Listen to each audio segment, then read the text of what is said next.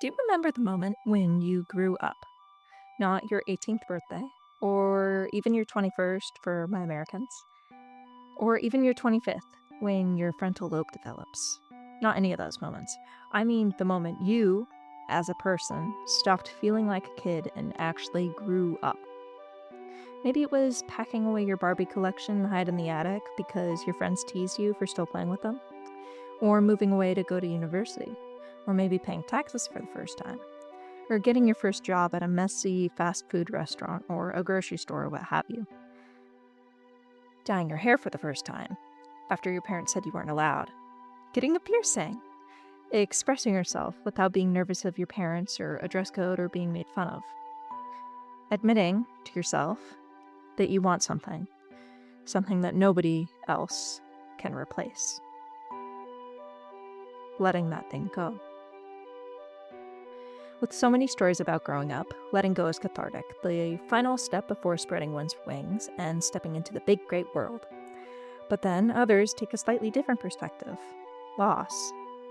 My mother read The Little Prince to me and my younger sister before bed, every night for 2 weeks straight when I was 8 or 9, I think. And a little over 10 years later, I saw the TV glow for the first time, alone, in my bedroom. Schoolwork and study notes had formed a spontaneous mountain on my desk, and the movie was meant to serve as a distraction from the application prospects for university. Both stories go past the magic of colorful rubber bands on braces and the last birthday party your mom throws you, and getting an acceptance letter that sends you absolutely over the moon. Instead, they turn to the tiny sacrifices, the ones that build up over time, and the way they pile up on top of each other, over and over, until you suffocate. How did you even get here in the first place? When did it start?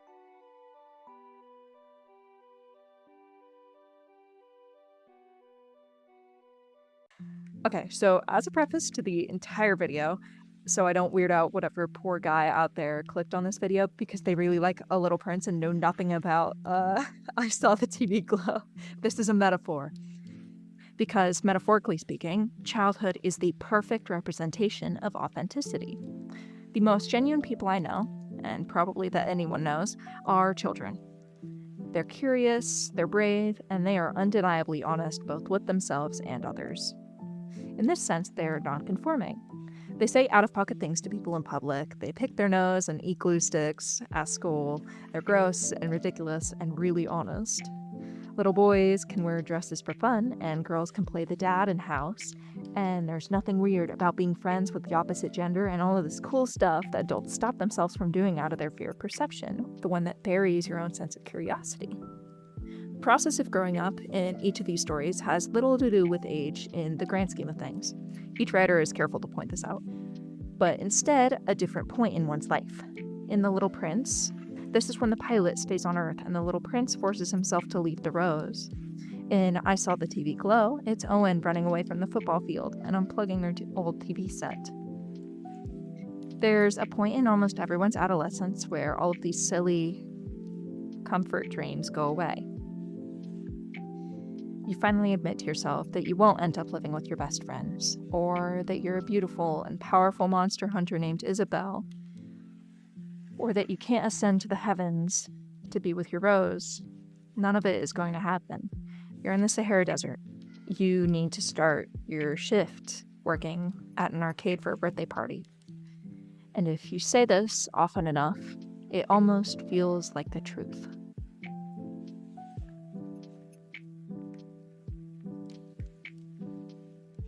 To cope with the loss of all of these silly little fantasies, the adults in these pieces often grow an absolute obsession with reason and logic.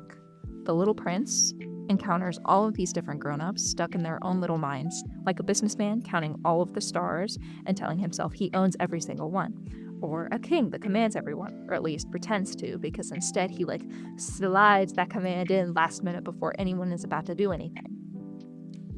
The adult in I Saw the TV Glow, however, are few, but they all are written with this very deep finesse. Owen's father, for example, is very quiet, controlling, and stoic. He's often shown from one angle, the side perspective, and he rarely moves across the frame or the scene with much variety at all. He's like this imposing observer on Owen's life, one we rarely see, but his presence is always announced without him needing to do so himself. He's an agent of conformity. He points out that the pink opaque is supposedly a show for girls, and is the one to drag Owen away from the TV screen when they try to climb inside. Owen's coworkers, both at the movie theater and the arcade, remind me a lot of teen boys. They're invasive and oftentimes vulgar, and seem to invoke Owen's sense of shame without even trying. They serve as a reminder that Owen's one and only real friend was Maddy, and after Maddy leaves for the final time, there's no point in talking to anyone else at all. When Owen screams during the birthday party, the adults all hang their heads and go completely still, like an animatronic, powering down. Owen himself uses this obsession with reason to cope with their own regretted decision to abandon Maddy. They say, "I have a family now, and that's just fantasy. Kids stuff." Meanwhile, they grow more and more haggard and miserable with the life they're living. However, not all aspects of adulthood are shown or proved to be cursed and torturous. In The Little Prince, the prince's world expands after leaving the rose. The prince visits all sorts of planets, and meets all sorts of people, and learns all of these new things about life and love. However, all it does is remind him of his rose. It's suffocating. By the time he reaches Earth and meets the pilot, he can't bear to be without his rose any longer. It terrifies the pilot to find out of the little prince's plan of letting a snake bite him so his soul can return to the stars even if his body is too heavy to go with. The pilot doesn't go either. He only watches, and years later, he tells the story of the little prince in his book. The reason why the pilot doesn't understand the prince is actually explained within the book itself. Why do some people grow up while others don't? The Little Prince has this theory of experience where he decides that to learn a lesson of the value of something, you must experience that value yourself. It has less value if it's just told secondhand. For example, if you have this really, really good bowl of vanilla ice cream with caramel sauce and a cheap maraschino cherry, and it's genuinely the best food that you've ever had, you can't describe that flavor and that feeling to someone else. They have to experience it themselves for them to be on the exact same level of understanding of how valuable that was. So, if you let your world cave in, you never get to experience the lessons that you need. Owen, opposite to the prince, has their world shrink down. Slowly, especially after each time Maddy disappears, we see Owen in fewer and fewer environments. As a kid, they go to school, they lay in the backseat of the car, they go to a fair with their mom, they go home, they go to Maddy's house, and then as a teenager, they still go to school, and they still go home, but they really only go to Maddy's house once after that. And then, as an adult, after abandoning Maddy and refusing to bury themselves, they go to work, and they stand outside their home. That's it. Maddy is the one to pull them out of this, and without her, they shrink more and more. The final parts of this movie completely take place in the arcade, their place of work. It's a horrific ending, even despite the fact that it takes place in an arcade, specifically during a kid's birthday party. So how do they manage to make this happy place feel so soul-sucking?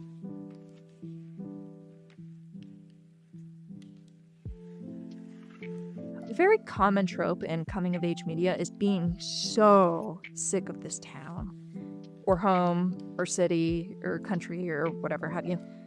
The main character or the main character's friends always dream big of leaving their little podunk town or their overwhelming urban city to find the life that they really want with their people, whether that's in New York City or in California or in Europe or even on stage as an actor or wherever that may be, as long as it's not here, because they'll die here.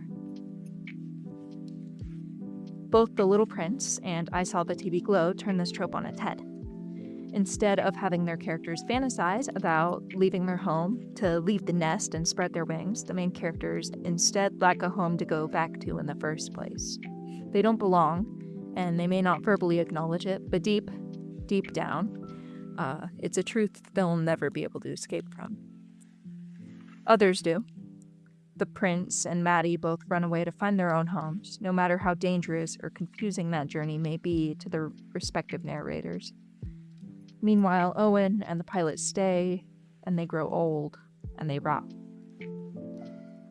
The world loses its color and its magic. The Sahara landscape the pilot shows at the end of The Little Prince is described as the saddest and loveliest landscape in all the world. Owen finds himself trapped in this endless maze of screaming kids and blinking lights and old carpets that smell like vomit, singing happy birthday over and over to a blur of faces that they don't recognize. Time passes almost by accident. How are you supposed to find, much less keep, your home, the one place you feel like you belong and you can be yourself, if you don't even know how to be yourself in the first place? Liminal horror plays into this loss of identity. For those unaware, it's a subset of horror that focuses on the eeriness in in-between spaces. The word liminal itself is a synonym for transitional.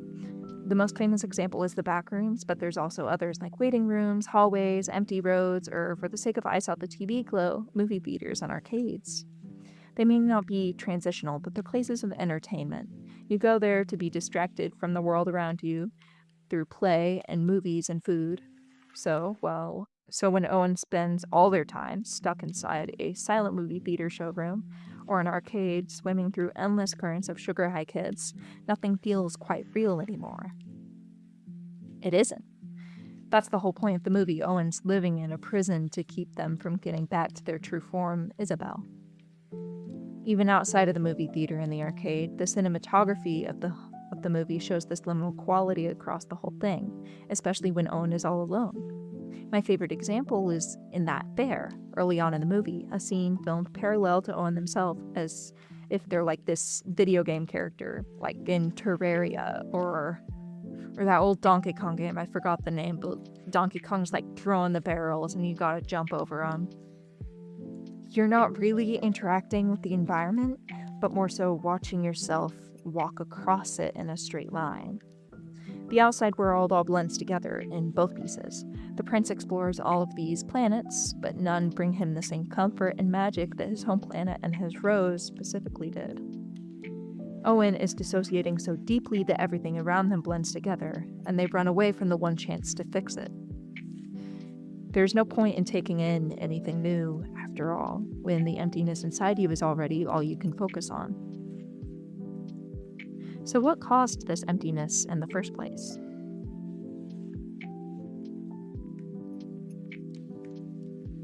The way that both of these pieces use the moon and celestial imagery in general was actually why I wanted to make this video in the first place. Both feature a lot of usage of stars and moons and planets to push their main themes, which isn't exactly a unique idea already, but they reinvented the classic in a way that really itches my brain. Both use nightfall as the source of comfort, a sort of release or escape from the responsibilities that most often come with the daytime, whether that's work, socializing, school, putting on real clothes instead of those Hello Kitty pajama pants with like 2 million stains on them, and are 10 years old and have a hole on the upper thigh. However, come the rise of the moon, all of that melts away, and you get to be alone with yourself and your thoughts. The prince returns to his home, up in the skies, overnight, and Maddy buries herself under the shining stars to face the lunar mist or melancholy on her own. The pilot remains in the Sahara Desert, a place that almost gets 4,000 hours of sunlight a year. However, most interestingly is Owen. They aren't shrouded in the sun at the end of the movie, they're in an arcade, like I said. The setting here is actually created with spectacular detail, especially when you take into the consideration the casino-like feel that the arcade has. Same with movie theaters. Have you ever left a Chuck E. Cheese or a movie theater or, I don't know, any other types of arcades, and only to realize that it's totally dark outside? That's because the sense of time passing is intentionally obscured from the customer to keep them in there longer. And in I Saw the TV Glow, it's obscured from Owen specifically. They never experience nightfall again. Time both speeds up and stops passing at all. Since daytime is so deeply tied to adulthood, especially metaphorically, and nightfall serves as the refuge away from the performance and conformity of adulthood, then to be robbed of both isn't just to be forced to perform and lie about yourself 24/7. Both Owen and the pilot are stuck in this in-between. They know something's very, very wrong with the world around them. They don't feel right. But they're in a total limbo of time in more ways than one. They never feel the day go by the way it used to, and they never feel themselves properly grow up either, not in the way that everyone else does. They know it's not what's meant for them by the end. Owen opens their chest to find TV static and suffocates, crying out for their mother, and the pilot is left to tell the readers the magic of childhood and refusing to grow up in the same way as everyone else. Being caught between childhood and adulthood seems more painful than giving up childhood entirely. In the real world, though, we cannot stop ourselves from growing up even if we tried.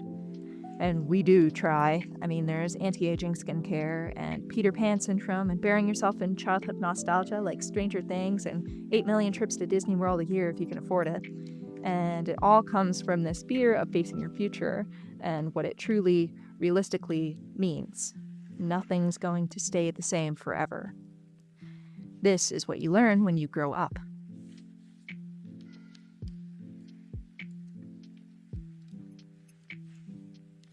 Art is humanity's way of understanding life around us. From cave paintings to serve as tributes to animals that fed early humans, to texts like the Bible and the Quran, or even everyday art pieces like beadwork, fiber arts, home videos, notes app poems. The list goes on. Humanity is about expression. The coming-of-age genre, therefore, expresses our own fixation with that transition. It's a way to reflect on how people experience loss of the self, realizing your own identity, and often switching from relying on family to relying on yourself. It's a scary period, so it makes sense that it's featured in a lot of art. What's better, after all, than making the most beautiful tribute possible to the most terrifying phase of your life there is? Within the coming-of-age genre, there's this common trope of characters that come of age, doing so by sacrificing what they initially wanted in the first place. For example, Alice in Wonderland. She dreams of living in a world that doesn't make sense because rules bore her. But when she's actually submerged in a world like that, she realizes that there's merit in the real world's logic and rules, and they provide her stability. And this realization causes her to grow up in a way. Take your pick of any coming-of-age movie, and I bet it has a similar theme. Whether that's Lady Bird, Nana's an anime, but you know what I mean. Little Women, Heathers, Dead Poet Society, and so on. Reaching adulthood has become equivalent to sacrifice. So in a way, coming-of-age stories are almost like elegies. I Saw the TV Glow and The Little Prince are not the exception of this. However, they're some of the only and some of the best pieces that openly acknowledge this phenomenon. They even go a step further and critique it. Queer coming-of-age media seems to have an easier time acknowledging this truth, considering queerness often features sacrifice on some level. The half of it is my favorite example. It's a movie about a second-generation immigrant who's hired to write love letters to this girl by a classmate that she has. And in doing so, she realizes not only is she a lesbian, but she's also in love with the girl she's pretending to write letters. She's writing letters to, pretending to be this dude who plays football. But by the end of the movie, spoiler alert, she ends up moving away and having to say goodbye to both the girl and her best friend and her dad for the time being. It's an ending that we long since see coming, since she doesn't fit at all in her very small, middle of nowhere, conservative, religious and Christian town. But it also means that she has to say goodbye to her friends and family in the name of personal growth. Life is Strange is the classic video game example, and I talk about the mechanic of sacrifice within it in another video if you're interested. However, many of these pieces, tend to assume that growing up only happens through that sacrifice. That's what everyone says, after all. Aren't they right? Well, no. Aging doesn't automatically suck the soul and fun out of people. That's actually a dangerous way of thinking, especially when there are so many examples to prove it wrong. After all, look at the director of I Saw the TV Glow, Jane Schoenbrunn. Schoenbrunn? Yeah. Or the author of The Little Prince, Antoine de Saint-Exupéry. I didn't take French class, obviously. Or even other people like Miyazaki or Walt Disney, or even the barista at your local coffee shop. It's really not about age, not at all. Growing up can mean two things instead. You can view growing up as a prison of responsibility, the catalyst of judgment and life chores coming down to crush on top of you until you're nothing but a shell that goes to work and comes home and goes to work and comes home. Or, secondly, you can view it as a source of freedom to explore your world and express yourself without anyone controlling you. The question of the coming of age is not simply when are you going to grow up, but whether you're brave enough to expand your world rather than to let it shrink in around you. So, I've said all that I need to say, and thank you for watching. And, I've never done this before, but I do feel bad, somewhat, talking about a movie like I Saw the TV Glow, considering today's current political climate, especially in the US, which is where I'm from. So, if you have money, which I hope you do, because I've seen the age demographics that my viewers are, and they are way older than me, and it scares me. But if you have money and you'd like to, I'm going to put a link to a couple of charities to help transgender people out in the description. And if you don't, thank you for watching this video. Shout out to you, man. Feel free to watch one of the other ones. I'll put them, they're probably up already, but I'll put them right here. I hope you like them.